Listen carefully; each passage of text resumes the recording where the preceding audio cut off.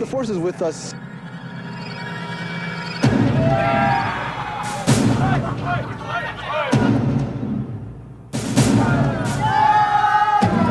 In 1999, fans waited eagerly in line for months to buy tickets for The Phantom Menace, the long-awaited first chapter of the Star Wars saga. As opening night came closer and closer, an interesting phenomenon occurred. Aficionados of Star Trek showed up to harass the Star Wars fans. This incident was the result of an ongoing comparison and competition between the two biggest money-making franchises in the world of science fiction. For years, fans have been debating the merits of their favorite fantasy sagas, pointing out what makes their space opera the better choice. As a result, Star Wars and Star Trek have become embroiled in a continuing battle for merchandise sales, publicity, and box office receipts, leading them to confront one another in this intergalactic installment of Hollywood Rivals. Fandom is an interesting phenomenon that seems to generate the most frenzied followers around fantasy genres. Fan interest in comic books, horror movies, and science fiction has led to regular conventions all over the world where those who share similar interests meet to talk and debate. To the fact that dreams can come true. Thank you. The Star Wars film and its sequels have developed an unbelievable following of fans, many of whom were affected by the movie when they were children. The world at that time is already big, you know, and it's so big to you as a kid. And for Lucas to go and to create this whole world that really was just a whole other world, you really believed it at that age. No one was more surprised by this phenomenon than the film's creator himself, George Lucas. It's amazing what's happened in terms of the way this has permeated the culture. Likewise, Star Trek has developed its own determined fan base. They're really crazy, they're just mad for that. Live long and prosper. They call them Trekkies, yeah. Follow the Treks, follow the Trekkies. Actors who have appeared even as a guest star in the Star Trek universe find Trekkies usually remember that role and know little of their other screen work. It's very interesting when you're shopping at the mall and then someone stops and they do a double take and then they talk to their friend and go, that's the woman, she was Utah. She was trying to, and then he had to kill her and it was so sad. And they're like telling the whole story and it's almost like I'm not there. It's like I'm a poster or something, you know, and I'm like, hi, hello, you know, I'm real here, I'm a real person. But it's very strange. They almost look at you as if you're still on the screen. Other stars capitalize on the popularity by making personal appearances at the conventions. But they have to be ready to answer questions about the show, for fans insist on treating these fictional universes as fact. Every conceivable question that you can think of, they have asked and want an answer for, and want it now, want it amusing. It's thrilling and tantalizing. Cynics delight in poking fun at the obsessiveness of sci-fi fans as they dress up like their favorite characters or debate over thrust power of a Millennium Falcon. You do not yet know your powers on the dark side. Come with me and we will take the Emperor down. He has foreseen it. Perhaps these cynics have just lost the child within and are unable to embrace the joys that fantasy films and television shows provide. It's just a film. R2-D2, where are you? Or maybe they're just seeing the darker side of fandom, the territorial aspect which leads into bitter rivalries, like the one between Star Wars and Star Trek. Trekkies and Star Warriors continue to fight and argue over which is better. An answer is not easy in coming, but an exploration into each of these star fields will shed some light onto why these two cultural phenomena have divided fans down the middle. Enterprise log, Captain James Kirk commanding. Star Trek was the first on the scene, debuting as an NBC television series in 1966. Behind us, Earth, Mars, Venus. Like its later rival, Star Wars, Star Trek stemmed from the imagination of one man, in this case, Gene Roddenberry. A former police officer, pilot, and crash investigator, Roddenberry saw the potential of the new medium of television and knew there would be a need for talented writers and producers. He served as head writer on the series Have Gun, Will Travel, then created and produced a show called The Lieutenant, starring Gary Lockwood. I liked Roddenberry. He was a real character. People have written a lot of things about him, you know. I never say any of those things. I feel I owe him that in his grave. But Roddenberry was a good man. He had been a character in his life, airplane pilot, cop. He was a hell of a guy. Gene next created the sci-fi show Star Trek, doing the pilot and eventual series at Desilu, the studio run by Desi Arnaz and Lucille Ball. The first pilot starred Jeffrey Hunter as Captain Pike of the USS Enterprise, but was deemed too cerebral by NBC. So a second pilot was produced, this time with William Shatner as Captain James T. Kirk. Shatner's career would take off thanks to the show, and he would play off his image of Kirk for years to come. Scotty, beam us up! Scotty! Scotty! Don't worry, Captain. Later, co-stars and fellow actors would complain that he was temperamental and difficult to get along with, though there were those with dissenting opinions. We had the best time. We had lots of fun. He was a good kisser. I hear that a lot of people don't like his temperament. But I like the fact that we just did a layout for TV Guide. I don't know if you saw it, for the 30th anniversary. And they said, look, he's coming in at 11, be ready, be camera ready, he's coming in, he's got to get to a lunch. I like that. I like to know exactly where people are. It doesn't keep me having to guess. And I like people that do that tell you exactly what they want, where they've been, where they're going. Probing the unknown reaches of space. Star Trek. This time around, the series sold, and Star Trek was blasting off into television history. The premise of the show reflected Roddenberry's liberal views and his visions of a better world to come. In the future, Earth is part of a united federation of planets that peacefully explores the universe. The Starship Enterprise, overseen by Captain Kirk, is part of a 5-year mission to seek out new life and new civilizations. Other crew members included Science Officer Spock, whose mother was human, but whose father hailed from the planet Vulcan. The extremely intelligent Vulcans had no emotions, but Spock, being a hybrid, found throughout the series that he did indeed possess feelings, and had to come to terms with them. Spock quickly became an audience favorite, thanks to his confusion over emotions, but also due to an interesting part of his anatomy, his pointed ears. Actor Leonard Nimoy portrayed the famous Vulcan, but later found himself typecast after the series ended. Other crew members included DeForest Kelley as ship's Dr. Bones McCoy, James Doohan as Chief Engineer Scotty, George Takei as Helmsman Sulu, and Walter Koenig as Navigator Chekhov. Nichelle Nichols portrayed Communications Officer Lieutenant Uhura, and in one memorable episode shared television's first interracial kiss with William Shatner. Altogether, the cast seemed to have a good time, as these bloopers attest. I'll get it. Just a moment. Just a moment. I'll have it in a second. Kirk here. Spock here.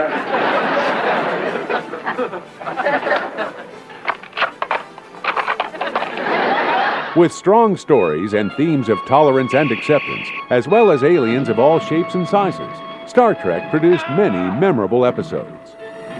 One of these was City on the Edge of Forever, where the crew travels back in time to the 1930s. There, Kirk falls for guest star Joan Collins, who is destined to die. Unable to alter history, he must watch her perish in one of the series' saddest moments.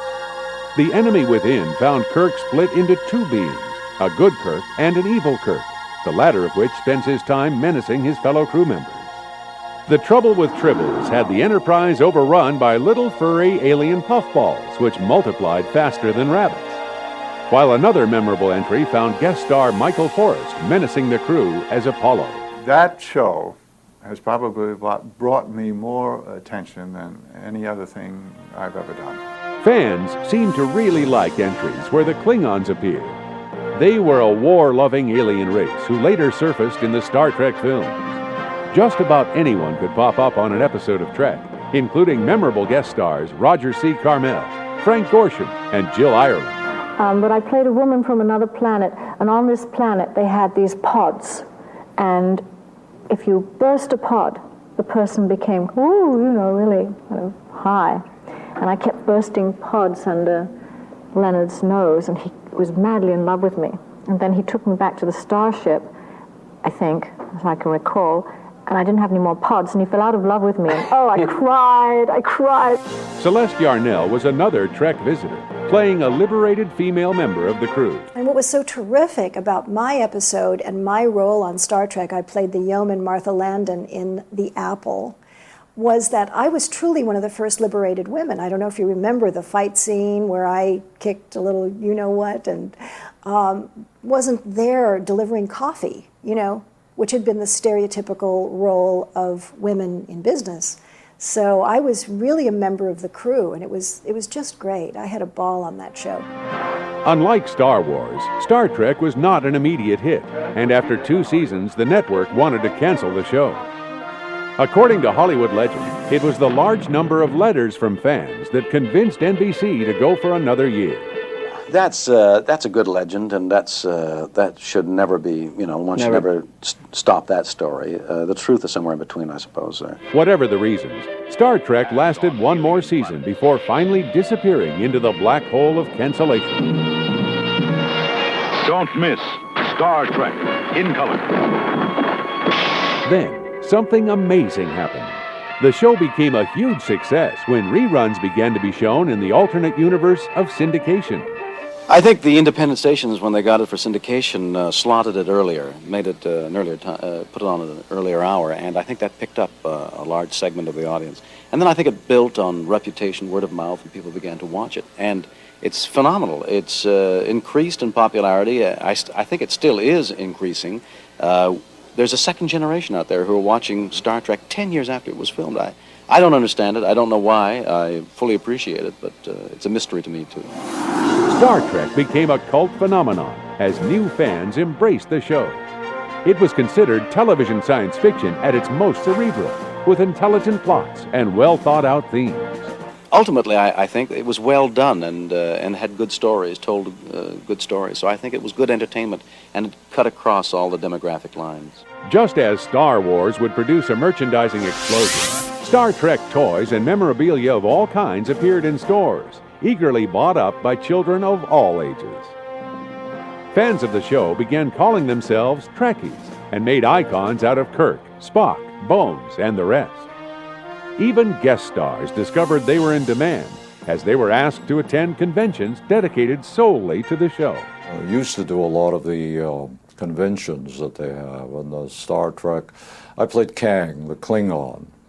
And I played him in the original series, and then they brought us back later. I don't know if you know that. They brought us back the 3 Klingons later, and the makeup changed drastically. I don't know if you recall that, but originally it was just makeup. And when we came back many years later, the 3 of us, Bill Campbell, myself, and Calicos, played the 3 Klingons. Everything changed. The putty on the head, and the hair went back, and everything was more grotesque. And I kept saying, well, why do these Klingons change? Aren't they just normal aging and all? So, well, they live to be 200 or 300, the producers, they live to be 200 or 300 years old, and the body takes on these chemical, biological changes, and that was a difference in the looks. That's what they gave me, so we accepted it, and that's what we did. And boldly go where no one has gone before. The interest in the show has never disappeared. The original cast even found themselves attending a dedication of a Star Trek exhibit at the Smithsonian Institute. For years, there was also talk of bringing the cast back for a made-for-television reunion movie, but nothing ever came of it. But something came about in 1977 that would bring back science fiction with a vengeance and establish fictional worlds and strong fan bases to rival Gene Roddenberry's vision. Where were you in '62? George Lucas, who had previously directed the hit film American Graffiti, a comedic and nostalgic look at the 50s, wanted to resurrect the character of Flash Gordon using state-of-the-art special effects. It's one of the Death Squadron right on our tail. But he could not obtain the rights to the character, so he fashioned a 9-part space opera of his own. You got him, Flash. Direct hit. The first film, Star Wars, is actually part 4 of his vision. but still served to introduce his fantasy worlds to a hungry audience of young people. The movie is a simple story of good versus evil, set in a galaxy far, far away, and based on the sci-fi serials of yesteryear. Lucas was also inspired by Joseph Campbell's studies in mythology, as well as the fiction of Edgar Rice Burroughs.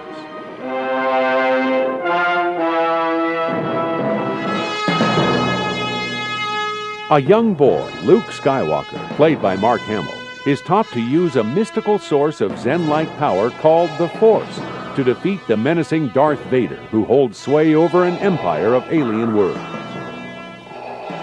Like Star Trek, Star Wars was populated by all kinds of interesting characters and crazy creatures, many of which found their inspirations in the most unlikely places.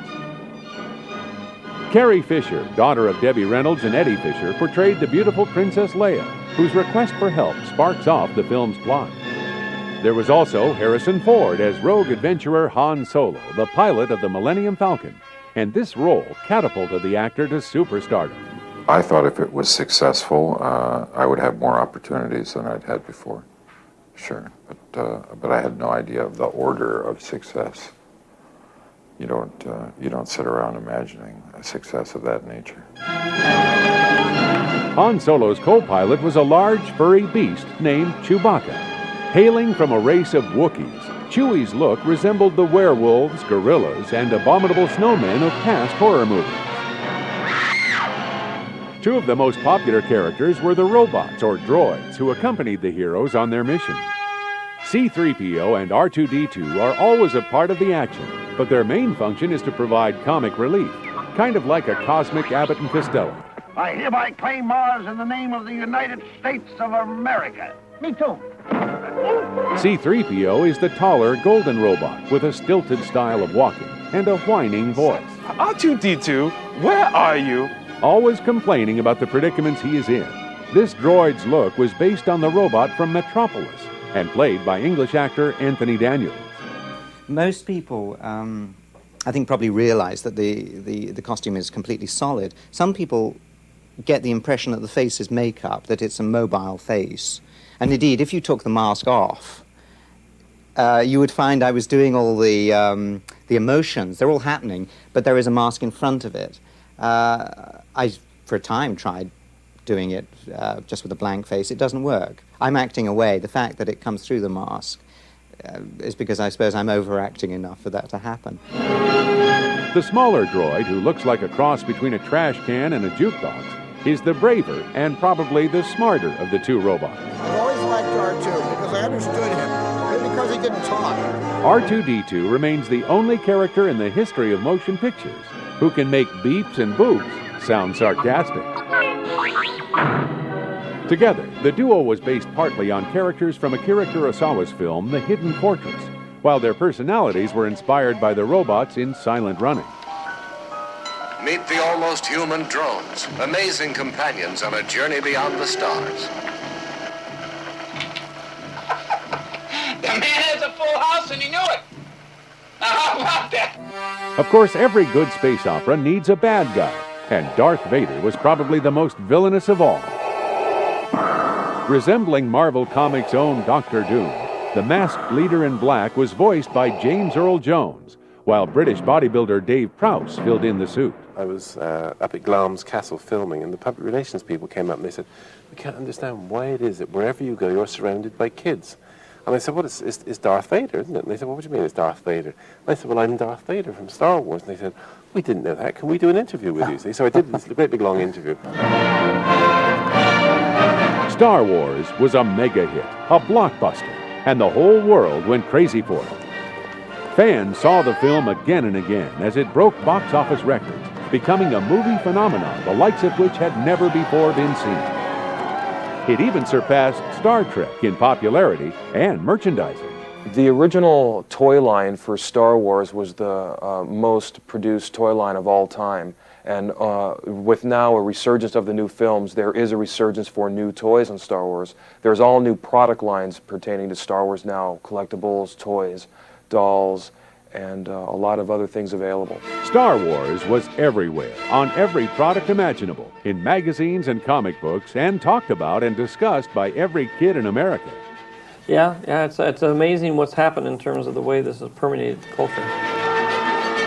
Like their Star Trek predecessors, actors like Mark Hamill, Harrison Ford, and Carrie Fisher all found themselves superstars, identified with their characters no matter where they went. Naturally, with the success of Star Wars, Hollywood jumped on the bandwagon, and a slew of science fiction films hit theaters in the next couple years. There was Battle Beyond the Stars. A battle that ends in a desperate gamble. And Star Trek.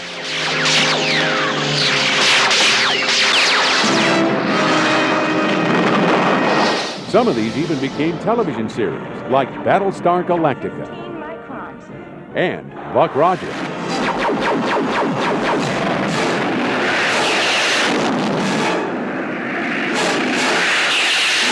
Now, Captain, let's go home. Who can save you now?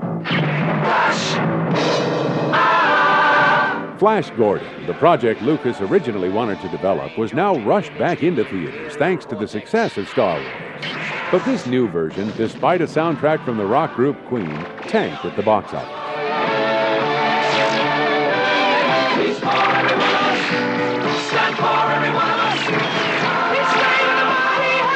There was also one other film that appeared in the wake of Star Wars, one that had been originally conceived as a made-for-television project. The human adventure. Star Trek, the motion picture. The motion picture. This is where the rivalry really heats up.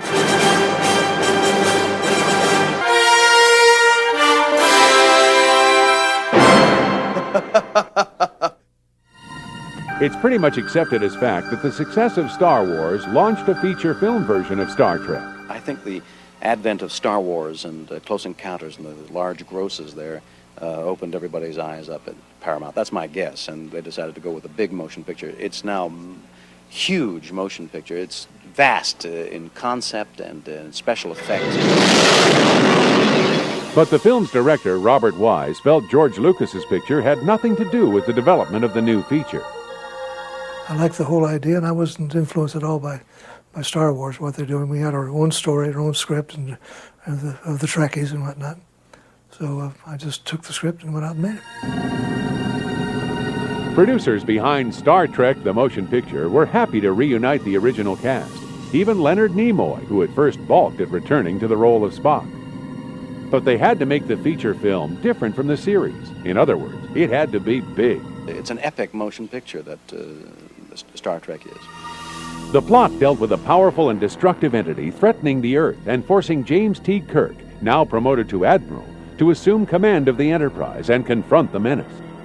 Though the story tied into the real-life Voyager spacecraft, the film was received with disappointment by the fans who just expected more.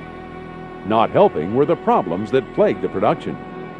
It was not one of my unfavorite experiences. Not working on the set with the actors and doing that. That was all fine. They were all great. We're good friends and got along well. It was just the fact that we were rewriting the script all the way through.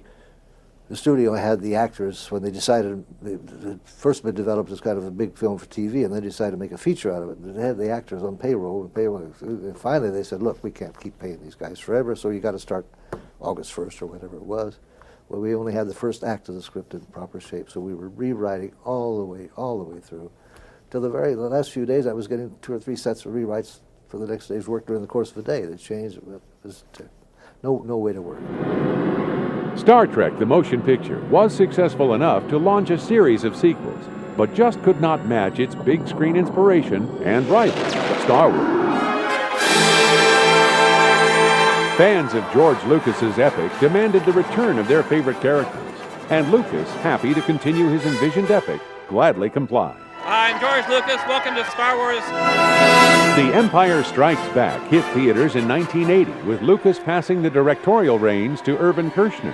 Once again, 20th Century Fox had another blockbuster on their hands, one that was also well received by critics, who considered it better than the first film. People seem to like Empire and Jedi maybe a little better because the story has evolved more by that time. The characters are more evolved and you know more about them, so maybe you started to care more about them. So probably the later two movies. My favorite would probably be Empire Strikes Back, the second film. Luke Skywalker, Princess Leia, Han Solo, Darth Vader, and the rest of the gang return for the new adventure, but with one difference. The actors who played the parts, unknowns when making Star Wars, were now superstars, and they went all out to promote their latest film. Well, you have the opportunity in this one to complex those character relationships, and it is more interesting as an actor, but I didn't have any trouble enjoying myself on the first one either. Well, the characters are much more developed, the relationships between the characters, you get to know them better. Yeah. So it's a much denser film. It's much, there's much more story, new characters introduced, new planets. As well as the original cast, Empire introduced new characters such as Galactic Bounty Hunter Boba Fett, Wise Sage Yoda, a Muppet-like creature performed by Frank Oz, and an old friend of Han Solo's named Lando Calrissian, who may or may not be in league with Darth Vader. I like Lando because he's charming. I think I'm rather charming. Humble. Humble. No, he's charming, cavalier. He's a bit of a rogue, which is all very interesting. It makes for an interesting character, and it creates surprises. He's unpredictable. You don't know what he's going to do from moment to moment, and then at some point you see where he really is.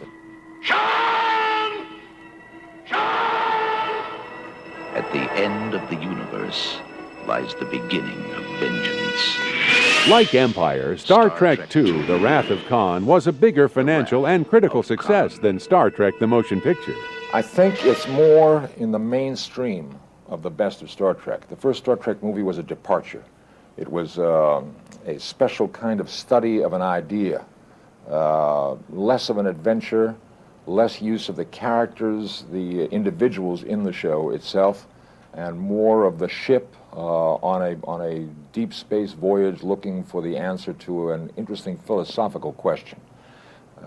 This movie, I think, is going to much more successfully capture the essence of what most Star Trek followers enjoy in Star Trek. Chase him round the moons of Nibia and round... The screenwriters returned to a classic episode from the series called Space Sea, which featured guest star Ricardo Montalban as the villainous Khan.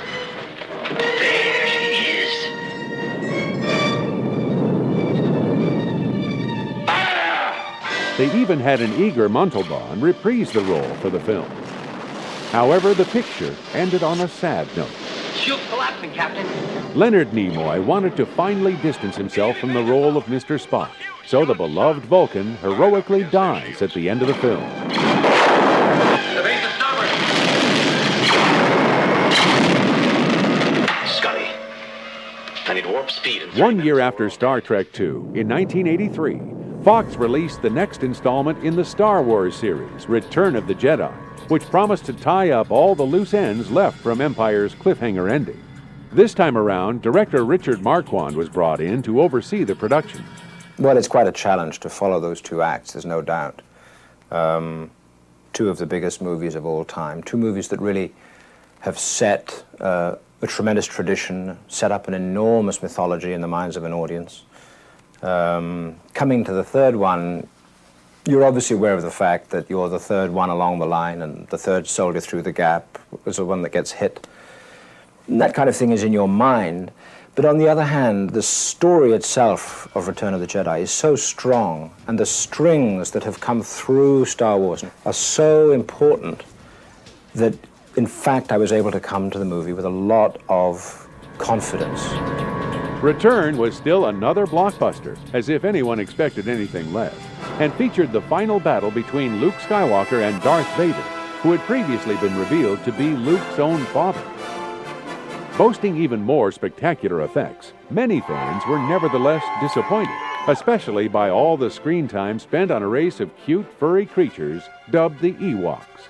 Still, the public turned out in droves to see the film, which they thought was Lucas's farewell to the world of Star Wars. Meanwhile, the Trekkies anxiously awaited the next installment of the Star Trek series. Stardate 8097.3. Now, Scott. Leonard Nimoy this time went behind the cameras and agreed to direct. He also agreed to return on screen as his Vulcan character, and the third installment was titled Star Trek III: The Search for Spock. Join the search. Star Trek III: The Search for Spock. I did it when I did it because I really was looking for a new challenge. And I don't know if you recall, but at the end of Star Trek II, Spock had died. And now they wanted to make another Star Trek movie. And they thought, well, gee, we'd like to have Mr. Spock back again. So they called me and they said, well, you know, I had said goodbye to the whole thing. I thought it's over, it's done. And I was wrong, of course, but when they called, I thought, well, what do I want to do here? I think we've done this. We've done the Spock character.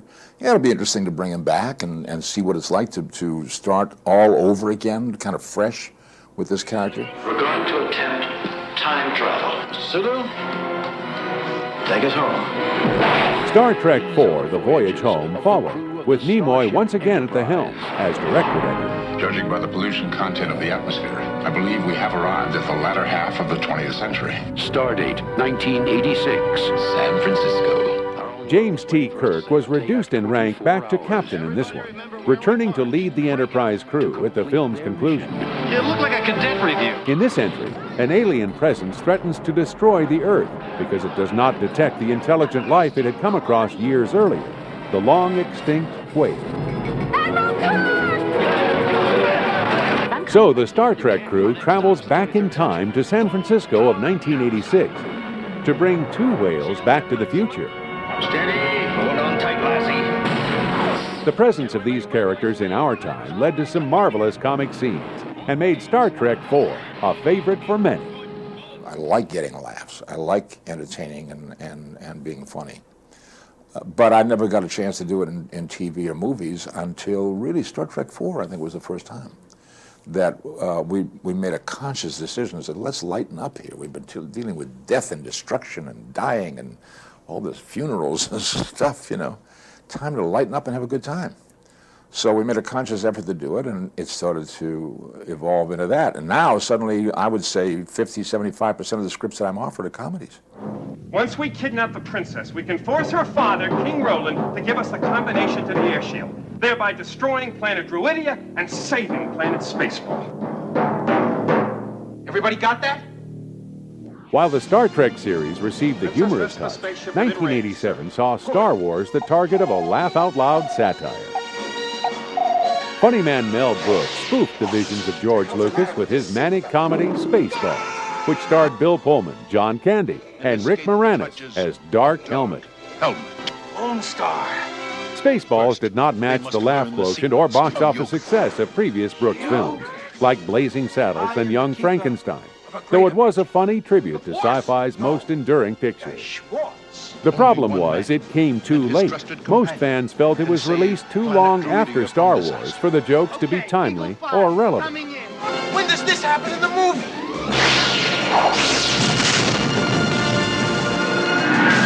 Give me ball! Spaceballs, the movie. How do I know you're not making faces at me under that thing? Star Trek V: The Final Frontier appeared in 1989, with the Enterprise hijacked by Spock's half-brother in order to search for the most cosmic being of all, God himself. Leonard Nimoy passed over the directorial reins to William Shatner this time around. I had an idea for a story that was stimulated by things in my life, and I knew the mode to tell it was in this form, Star Trek form, which is one of a company of people who are forced together over long periods of time, react and interact. But there is this goal, this thing that they have to do. It's just a means of telling it, and the means of telling it is through this group of people who are know each other so well. An interesting fan comment on the Internet Movie Database referred to the film as Kirk versus God. Don't bet on God. Nicholas Meyer directed Star Trek VI, The Undiscovered Country, in 1991, the final film to feature the full original Enterprise crew. This time around, a peace treaty between the Klingons and the Federation is being hammered out, with Kirk and company sent to aid in the negotiations. But after a high-ranking Klingon official is assassinated, Kirk and Bones McCoy are accused of the crime and sent to a prison work camp on a frozen planet. While the 3 Star Wars movies remained a fine trilogy of films, the Star Trek series of features seemed to be more hit and miss. Fans joke that the even-numbered entries always seem to be better than the odd numbers. But in one area, Star Trek always topped its rival Star Wars: television. Star Wars never quite made any impression on the small screen, though a 1978 Christmas special remains a fan favorite. No live-action series was ever attempted, though there were some made-for-TV movies featuring the Ewoks. The furry creatures also had their own cartoon series in 1985, as did C-3PO and R2-D2, who starred in the animated Saturday morning show, Droid. Star Trek also had a short-lived cartoon series in 1973, which featured the voices of many of the original cast members. But the property's true triumphant return to television came in 1987, with a series that featured all new characters. Overseen by Gene Roddenberry, Star Trek: The Next Generation followed the crew of the Enterprise on their continuing mission to explore new worlds. Welcome to the Enterprise. The new crew featured Patrick Stewart as Jean-Luc Picard, the chrome-domed captain who, like his predecessor William Shatner, became a superstar thanks to the role. Let's see what's out there. Jonathan Frakes, who later proved to be a talented director on Generation Features, co-starred as Commander Riker, while Brent Spiner became a fan favorite, playing the ship's android Data, who, like Spock, had to learn about human emotions. Other actors on the series included Gates McFadden as the ship's doctor, LeVar Burton as the blind chief engineer, Will Wheaton as the crew's youngest member, and Michael Dorn as a Klingon lieutenant. Yes, in this politically correct climate, the universe was actually more peaceful, and even the warrior Klingon race had embraced less violent pursuits. For many years, everybody is trying to make him softer and more lovable, and I've been trying my best to keep him kind of harsh and gruff and surly and, trying to true to his original nature. I mean, I like to see his changes, but it's difficult at times. But this isn't to say the new crew didn't have its share of trouble. Their continuing mission to boldly go where no one has gone before. New alien races came to cause havoc, including the Borg, a collective of single-minded creatures who take over and assimilate all they come into contact with, which in one memorable episode included Captain Picard. An uncertain future confronts the next generation. The show was a huge hit and won a new generation of fans. Fans who were delighted when actors like Leonard Nimoy and James Doohan made guest appearances playing their characters from the original series. Spock. I think they're very fortunate that they followed after us because they're also very good, But we started the whole thing. So successful was The Next Generation that 2 more series followed, each with their own unique twist on the Star Trek mythos. Star Trek Deep Space Nine was about a Federation space station guarding the galaxy's first stable wormhole and featured a whole new cast of characters and creatures. It ran from 1993 until 1999. In 1995, fans were treated to another new series, Star Trek Voyager. This show focused on a Federation starship lost in an uncharted area of the galaxy, with its crew desperately trying to find a way home. It starred Kate Mulgrew as the first female starship captain, and Tim Russ as the Vulcan member of the crew. The Voyager is set out in a part of space that is completely uncharted. No humans have ever been there before. So we're exploring uncharted space and discovering all kinds of new phenomenon and new kinds of civilizations and cultures. So every week we can discover something new, which is really kind of exciting. Interest in the Star Wars films never flagged. The Force is with us every day. And rumors that George Lucas was going to produce the remaining 6 episodes of his epic continued to proliferate. To tantalize fans and to see how much interest there really was, Lucas returned to the original 3 films in the late 1990s. A lot of fan enthusiasm, a lot of people really interested in seeing the film the way it should be seen on the big screen. Special effects technology had advanced to new heights, so the films were digitally cleaned up. New scenes were added, old scenes restored, and the entire trilogy was re-released into theaters nationwide. Well, we've added a scene between Harrison Ford and Jabba the Hutt, which is kind of neat in that we weren't able to get Jabba ever to move in the old films, but now he can move around and walk and things. And then we have a new entrance into Mos Eisley, which makes it into a city instead of a little, backwater town, it was meant to be a city. And we have things coming up later in the other films.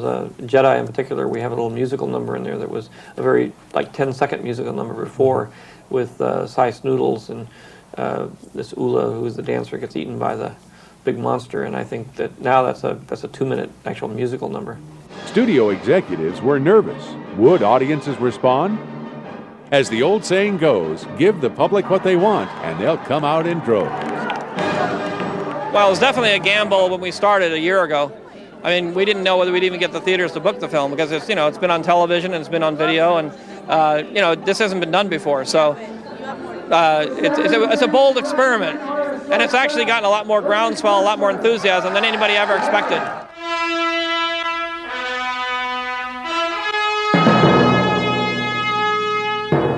Then came the moment everyone was waiting for. Fans waited in line months ahead of time in order to be among the first to see The Phantom Menace, the first of the Star Wars prequels. That's like gold right now, gold. Though die-hard devotees grumbled about the title, the anticipation and excitement surrounding the new film had never been seen before.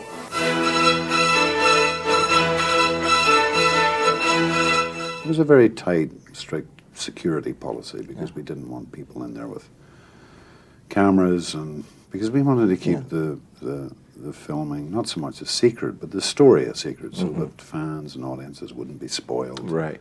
Liam Neeson was joined in the cast by Ewan McGregor, who played a young Obi-Wan Kenobi, and Jake Lloyd as Anakin Skywalker, the child who would grow up to be Darth Vader. My guy's the most powerful. Is your guy, Anakin Skywalker, a young hero that kids could look up to? Yes, he is. Natalie Portman made a striking Queen Amidala, wearing stunning costumes and fighting to save her empire.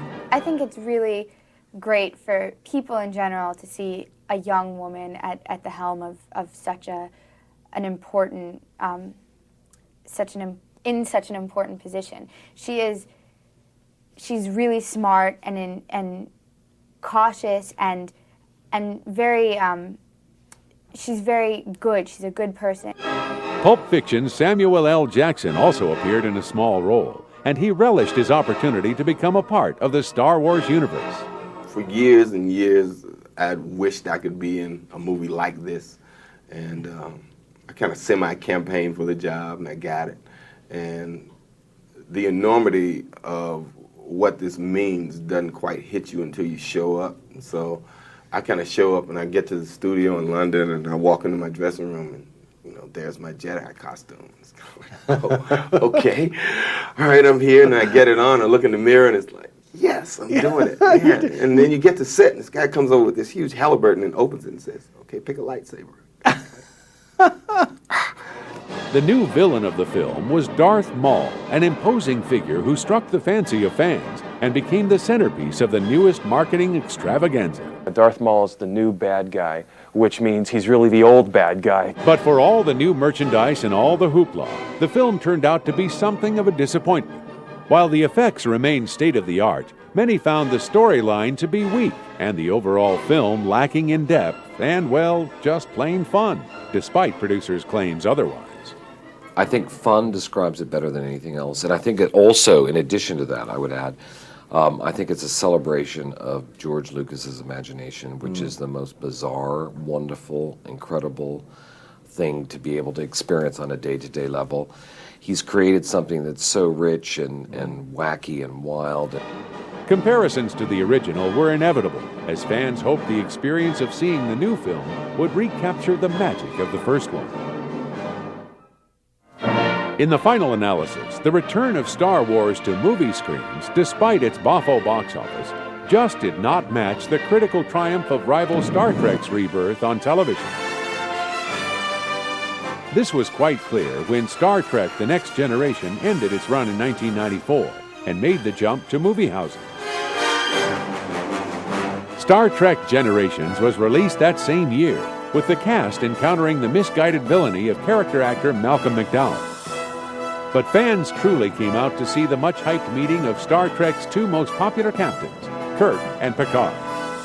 William Shatner reprised his role of James T. Kirk, and fans couldn't wait to see him side by side with Patrick Stewart. But in the end, only one captain walked away alive. Kirk took his final bow as the character was finally laid to rest. The Next Generation cast has proven a hot commodity, and they have starred in two more big-budgeted feature films. Star Trek: First Contact had them travel back in time to keep the evil Borg from altering man's first benevolent contact with alien life. And Star Trek: Insurrection found the crew forced to go against Federation orders when the unique population of an alien planet is threatened with extinction. We're going to attempt time travel. Sulu, take us home. These films continue to be successful and show no sign of discontinuing in the near future. Most likely, both Star Wars and Star Trek will remain immortal. The second and third entries of the Star Wars series are already underway, and Lucas has assured fans that the final 3 chapters will eventually make it to theaters as well. I think there's going to be a sequel, I really do. Each new Star Wars release is an event, drawing huge crowds and top celebrity fans. It was a cultural phenomenon when it came out. It touched a chord in everybody's lives all around the world. As for Star Trek, it too will continue to branch out even further. In fact, the Star Trek Experience recently opened up in Las Vegas, giving former cast members another chance to ruminate on the power of Gene Roddenberry's vision. And here we are 31 years later, and Gene Roddenberry's marvelous, wonderful, fantastic dream of what the future could be like. And here we are realizing it, the whole world. No doubt the two properties will continue to compete as they grow in time and, of course, space. In some ways, they are similar. They've both stemmed from the imagination of a single individual. They both present vast and complex universes filled with creatures of all shapes and sizes. And they both bring back the wonder and excitement of the serials and space operas from yesteryear. As for their differences, they both seem to conquer and thrive in different mediums, Star Trek becoming a part of TV history, Live long and prosper. while Star Wars gained movie immortality. The Force is with us every day. And Star Wars presents individual forces of good trying to stop an evil empire from taking over, while Star Trek preaches the strength of unity as a federation of planets overcomes lone powers of evil. But in the end, and in both worlds, good always conquers evil. And isn't that what really matters? These two fantasies aren't really at odds. They have inspired and built off each other for decades now. Fans can debate all they want, but it all depends on one's personal preference. Either way you lean, there's no denying that Star Wars and Star Trek have changed the face of science fiction and the world for the better. All the while continuing to inspire their fans to place them side by side as true Hollywood rivals.